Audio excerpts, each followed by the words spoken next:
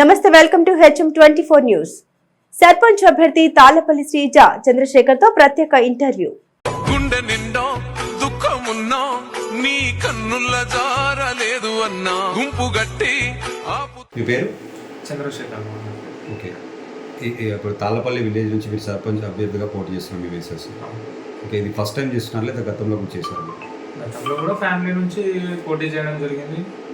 కొంచెం ఇబ్బందుల వల్ల ఓడిపోవడం అవకాశం రాలేదు. సో అంటే ఈ ముఖ్యంగా ఈసారి మేడం నిల్చోబెట్టిన కారణం ఏంటి? కారణం అంటూ ఏం లేదు. మేము పబ్లిక్లో ఉన్నాం, పబ్లిక్కి సేవ చేస్తున్నాం కంటిన్యూషన్గా.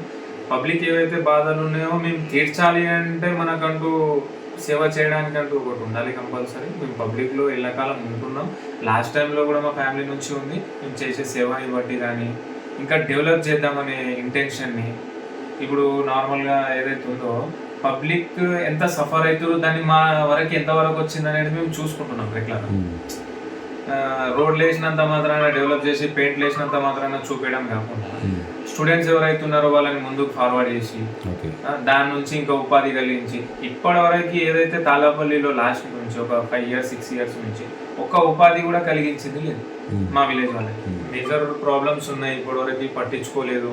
ఎన్ని రోజుల నుంచి ఉండి కూడా అసలు చూడలేకపోయినారు. ఏదైతే మెయిన్ మేజర్ ప్రాబ్లమ్ అంటే డ్రైన్ ఉంది, మిడిల్ ఆఫ్ ది విలేజ్లో ఉంది, దాన్ని పట్టించుకోకపోవడం, ఇంకా దానివల్ల పబ్లిక్కి హెల్త్ ఇష్యూస్ రావడం, ఈ మస్కిటోస్ వల్ల ఇదంతా ఇబ్బంది అయ్యి మేము ఏమనుకుంటున్నామంటే ఈ వృద్ధులు ఎవరైతే ఉన్నారో పెద్ద మనుషులు వాళ్ళు ఎటు వెళ్ళలేక అట్లాంటి ఇబ్బందులు ఉన్నాయి. ఈ కాలువ వల్ల ఇదేదైతే ట్రైన్ ఉందో దీనివల్ల సఫర్ అవుతున్నారు. దీన్ని మేజర్ దీన్ని పట్టించుకోకుండా ఇంకా ఫర్దర్ గా రోడ్లు వేసినాం కదా, మోరీలు కట్టినాం కదా అంటే అది రెగ్యులర్ ఫండ్. ఆ గ్రాంట్ ఎవరైనా చేస్తారు, దానిలో ఎటువంటిది ఉండదు. మనం ఏదైనా స్పెషల్ గా చేసినామంటే ఊరికి గుర్తింపు అనేది ఉండాలి. సో దానిపైన మేము ఇంకా పబ్లిక్ కి చదువు నుంచి కానీ ఇంకా ప్రయోజకులను చేసి జాబ్లు ఇప్పించి ఫర్దర్ గా తీసుకెళ్దామని చెప్పేసి. ఓకే, సో అంటే నేను ఒక ఆఫ్లైన్ ఇంకో క్వశ్చన్ అడుగుతాను మీకు.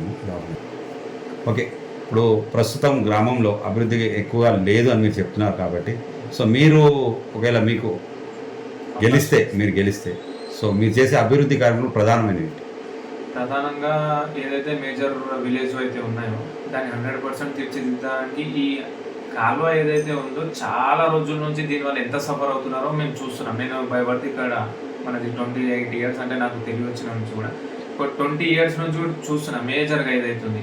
దీనివల్ల తాళ్లపల్లిలో హెల్త్ ఇష్యూస్ ఎంతవరకు వస్తున్నాయో దాన్ని క్లియర్ చేసి మా పబ్లిక్కి నేను గుడ్ హెల్త్ పర్సన్స్గా తీర్చిదిద్దామని నేను అనుకుంటున్నాను. ఇంకోటి స్టడీ పరంగా జాబ్స్ ఇప్పించడంలో ఎంతవరకు అయితే ఒక ఫ్యామిలీ నుంచి ఒక జాబ్ వెల్ సెటిలర్ ఉన్నారు అంటే వాళ్ళ నుంచి వాళ్ళ ఫ్యామిలీ ఇంకా కొంచెం డెవలప్ అవుతూ ఉంటుంది.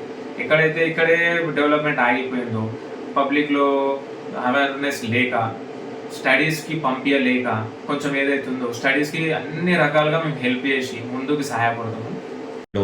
అట్ ద సేమ్ టైం పొజిషన్లో ఉన్నారు. సో మీ గ్రామ ప్రజలకు ఎలాంటి మెసేజ్ ఇవ్వాలి? మా గ్రామ ప్రజలు ఇక్కడ వాళ్ళైనా ఇక్కడ గ్రామ ప్రజలైనా ఒకటి గ్రహించాల్సింది మెయిన్ ఏంటంటే అధికారం ఎవరిది ఉన్నా సంక్షేమ పథకాలు ప్రతి ఒక్కరికి అందించాల్సిన అవసరం వాళ్ళకు ఉంటుంది. ఏదైతే పర్టికులర్గా పార్టీలని చూసుకొని ఇవ్వడం అనేది ఉండదు. ఇది గ్రహించాలి. ఏదైతే స్కీమ్స్ ఇప్పుడు వస్తున్నాయి, రేపు ఈ ఇల్లులు కట్టిస్తాం, ఇవి స్కీమ్స్ దీనివల్ల మేము వస్తేనే మాకు ఓటేస్తేనే చెప్పడం ఏదైతే ఉందో అది తప్పు. పబ్లిక్ అది గ్రహించాలి.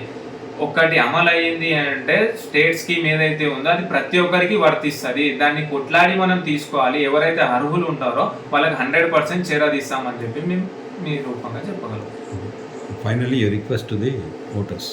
పబ్లిక్కి మేము సేవ చేసే అవకాశం ఇచ్చి ఉంటే ఇప్పుడు ఇచ్చే వాళ్ళు మా పెద్ద మనసు చేసుకొని మాకు ఆశీర్వాదిస్తే మాతో పాటు మేము కూడా యువకులు ఉన్నాం, మాతో పాటు ఉన్న యువకులకి పెద్దలకి అందరికీ సహకరించి ప్రతి విషయంలో అన్నిట్లో అందుబాటులో ఉండి అందరిలాగా చేయకుండా ప్రతి ఒక్కరితో కూర్చొని మాట్లాడి సమస్యలు అన్నీ పరిష్కరిస్తామని చెప్పి ఈ ఒక్కసారి అవకాశం ఇస్తే ముందుకు వెళ్ళి మీ అందరిలో ఉండి నేను సేవ చేసుకుంటానని మీ అందరికీ కోరుకుంటున్నాను.